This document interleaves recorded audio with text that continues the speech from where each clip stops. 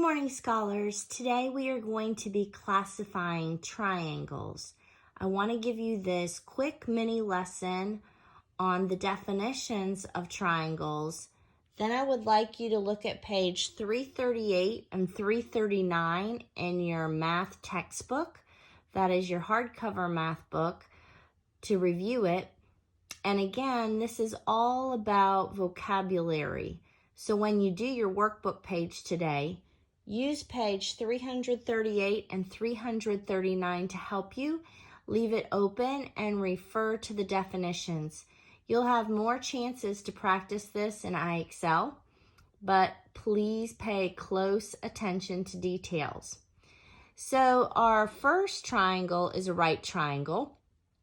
All right triangles have one right angle. So this would be a right triangle. This would also be a right triangle. And the square corner is the one that is 90 degrees, and it is a right angle. So there's the one right angle for that triangle. Obviously, it's here. Sometimes you will not see the box mark. So remember that if you're looking for a right angle, it is 90 degrees. It makes a perfect capital L, whether it's facing forward or backwards.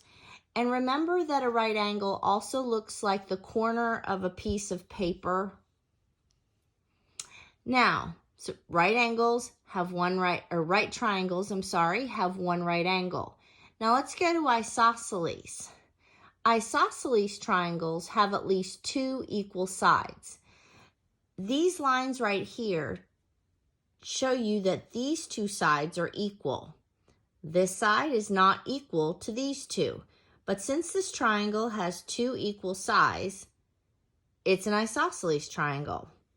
Over here, you'll notice that this triangle can actually be labeled two different ways. It can be labeled as an isosceles triangle. It can also be labeled as a right triangle. The two sides here are equal. That makes it isosceles. But it also has one right angle, so that would make it a right triangle. So sometimes triangles are more than one.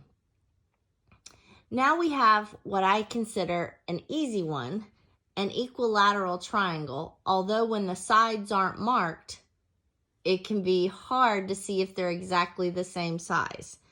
All sides are equal, hence the name equilateral.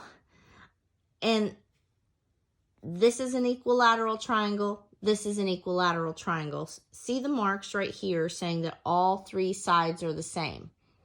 Now, it's kind of easy when the sides are marked or when the right angles are marked. But when they are not marked, it takes very much attention to detail to figure out what types of triangles they are.